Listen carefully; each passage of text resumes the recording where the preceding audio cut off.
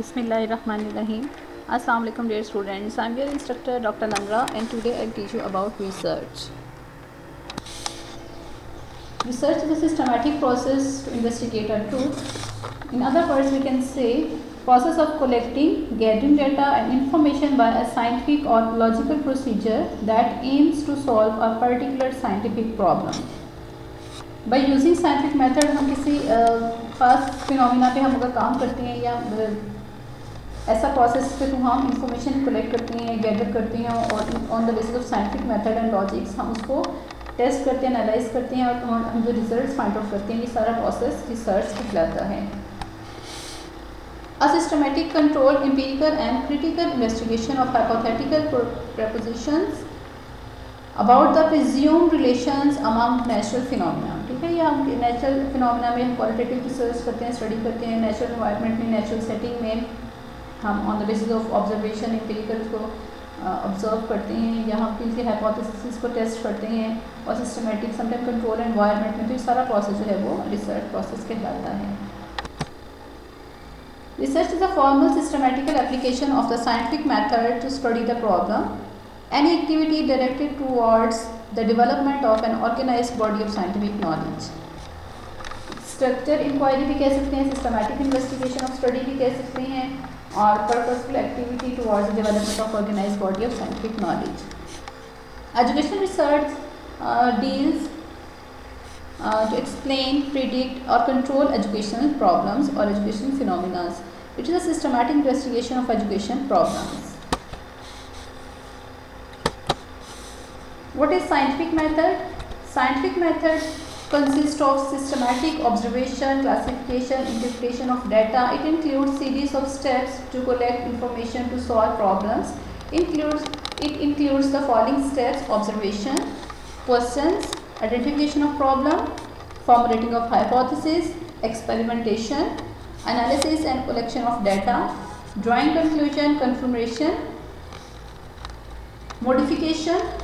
If conclusion supports hypothesis, it is confirmed. Like हम देखते हैं कि हमने hypothesis जो assume किए थे, formulate किए थे, तो हमारे जो results हैं हमारे hypothesis को कितना support कर रहे हैं. अगर हमारे conclusions जो हैं हमारे hypothesis को support कर रहे हैं तो हम कहते हैं जी हमारा alternative या null hypothesis जो है वो accept होगा. दोनों में से एक accept होता है, दूसरा reject होता है. It does not support hypothesis और hypothesis modified और change. फिर हम अपने hypothesis को change करते हैं, हमारे result को सपोर्ट नहीं करते. हम देखते हैं कि हमारा नाल एक्सेप्ट हुआ है या रिजेक्ट हुआ है.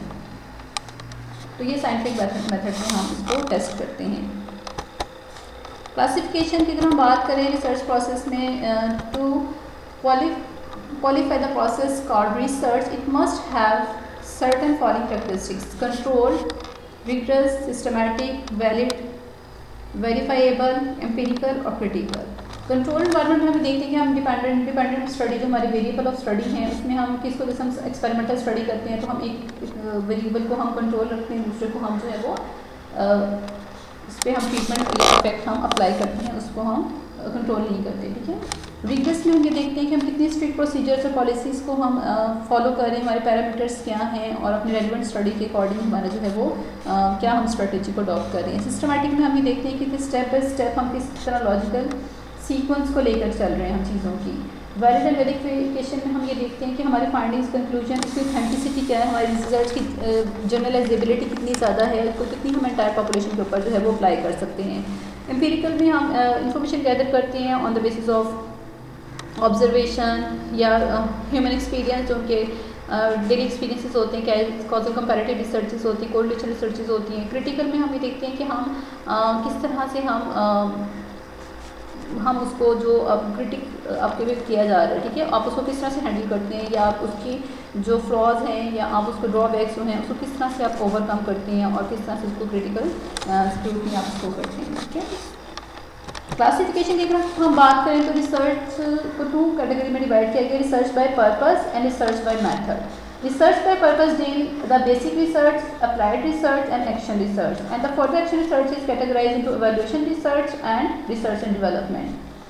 While research by method deal descriptive research, experimental research, historical research, causal comparative research, the other name is ex-post-facto research design or correlational research also, and the 5 one is the single subject research. Research by purpose है, basic research जो है ये deal करती है theory को जो है वो डिफाइन करती है और उसके लिए यूज़ होती है फंडामेंटल रिसर्चेस के लिए और कंडक्ट फॉर पर्पस, किसी खास पर्पस के लिए जो है कंडक्ट या थेरी डेवलपमेंट के लिए यूजली हम इसको यूज़ करते हैं। लेकिन ये हमें सिर्फ प्रॉब्लम्स को हाईलाइट करती है, उसका सोल्यूशन हमें प्रोवाइड नहीं करती। जबकि अप्लाइड रिसर्च जो है ना सिर्फ ये थेरी को डिफाइन करती है, टेस्ट करती है, बल्कि उनका हमें डिफाइन सोल्यूशन भी प्रोवाइड करती है। डेवलपमेंट फॉर करिकुलम पर्पस के लिए यूज़ की जाती है, प्रॉब्लम सॉल्विंग अप्रोच के लिए यूज़ की जाती है, ह्यूमन और पीपल इसमें एज अ सब्जेक्ट होते हैं। जबकि एक्शन रिसर्च जो है ये सबसे ज़्यादा यूज़ की जाने वाली है क्लासरूम लेवल पे, एजुकेशन फील्ड में हम डेली बेसिस पे भी इसको टीचर जो है वो कंडक्ट कर सकती हैं डेली ऑब्जर्वेशन की बेसिस पे और इसको हैंडल किया जा सकता है। Purpose to solve immediate and practical problems, तो ये एजुकेशन फील्ड में ज़्यादा जो है वो एप्लीकेबल एक्शन रिसर्च है। Deals solve local problems, classroom approaches हैं, under very less and high control है, student people are subject, it is decentralise approach, how to decrease drop out. इसके अलावा जो रिसर्च बाय पर्पस में है evaluation research है और रिसर्च एंड डेवलपमेंट है। एवेल्यूशन रिसर्च में सबसे पहले ये एवेल्यूशन के लिए यूज़ की जाती है, conducted for the purpose of evaluation, judgment or decision making, while research and development conducted for the purpose of developing effective products for use in schools. Next one हमारे पास रिसर्च बाय मेथड है, जिसमें देखें historical है, descriptive है, experimental है। Historical जो है investigate करती है इवेंट्स को, पास्ट इवेंट्स को, explain occurrence of past and make prediction about the future. Past और फ्यूचर के स्टडी के रिलेटेड जो हम बात करते हैं कि पास्ट में क्या हुआ था, फ्यूचर में क्या होगा, और उसको जो है वो ये डील करती है हिस्टोरिकल रिसर्च। डिस्क्रिप्टिव रिसर्च जो है डिस्क्राइब करती है, investigate the problem of special learners को और investigate the current status of any event और phenomena. While experimental research in which effect of independent variable is determined on dependent variables. Researchers can manipulate one variable independent and the other one is dependent. ठीक है, तो experiment में हमारे पास दो group होती हैं, दो वेरिएबल्स होती हैं, इसमें एक कंट्रोल होता है और एक जो है वो एक्सपेरिमेंटल होता है, इसमें हम ट्रीटमेंट जो है वो अप्लाई करते हैं। नेक्स्ट हमारे पास डिस्क्रिप्टिव रिसर्च है, विच इन्वेस्टिगेट करंट स्टेटस और इवेंट्स। एक्सपेरिमेंटल में हमने देखा कि मैनिपुलेट करते हैं हम इंडिपेंडेंट वेरिएबल्स को, डिपेंडेंट वेरिएबल्स को। रिसर्च के अंदर दो ग्रुप्स होते हैं, जबकि कॉजल कंपैरेटिव में हम कोई ट्रीटमेंट नहीं देते। कॉजल कंपैरेटिव और एक्सपेरिमेंटल में ये डिफरेंस है, एक्सपेरिमेंटल स्टडी में हम ट्रीटमेंट देते हैं, जबकि कॉजल कंपैरेटिव को जो एक्स-पोस्ट-फैक्टो रिसर्च डिज़ाइन भी कहा जाता है, इसको हम नेचुरल फिनोमिना में, नेचुरल सेटिंग में ऑब्जर्व करते हैं। और इसके अलावा कोरिलेशन स्टडी है, कोरिलेशन में हम रिलेशनशिप को मेजर करते हैं। लाइक मैं कहती हूँ कि टीचर की टीचिंग स्ट्रेटजी स्टूडेंट्स की लर्निंग को बूस्ट कर रही है, तो उसमें टीचर की टीचिंग स्ट्रेटजी इंडिपेंडेंट वेरिएबल है, स्टूडेंट्स की लर्निंग जो है वो डिपेंडेंट है टीचर की टीचिंग के ऊपर, तो उनका हम कोरिलेशन देखते हैं कि कितना पॉजिटिव रिलेशन है, कितना, और ये इसकी रेंज है -1 से +1 है, तो ये हमें बताती है कि आपका नेगेटिव रिलेशन है, पॉजिटिव रिलेशन है या नो रिलेशन है। ठीक है, टाइप्स ऑफ कोरिलेशन कोफिशिएंट में देखिए, ये आपको जो नंबर लाइन पे आपको ये ओरिजिन से नज़र आ रही है, पॉजिटिव स्केल की तरफ जा रही है, परफेक्ट पॉजिटिव कोरिलेशन को रिप्रेजेंट कर रही है।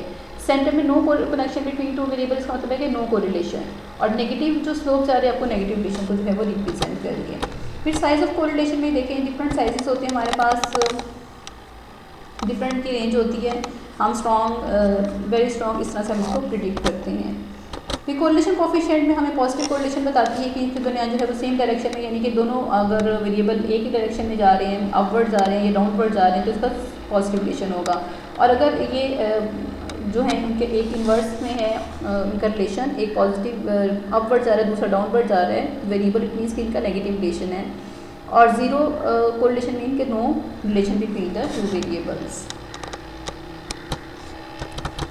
अब क्वालिटेटिव रिसर्च की हम बात करें तो qualitative research case study, ethnography, historical research और बिब्लियोग्राफिक इनको डील करती है। क्वालिटेटिव रिसर्च में केस स्टडी होती है, समटाइम हम इसमें in depth and case study of any case, it includes details description of any single person, event, individual, classroom, school. ठीक है, इसमें आप लिविंग और नॉन लिविंग दोनों पे जो है वो स्टडी कर सकते हैं, प्रेजेंट और पास्ट के ऊपर, तो इसको हम केस स्टडी कहते हैं। क्वालिटेटिव रिसर्च में यूजुअली हम इसको यूज़ करते हैं।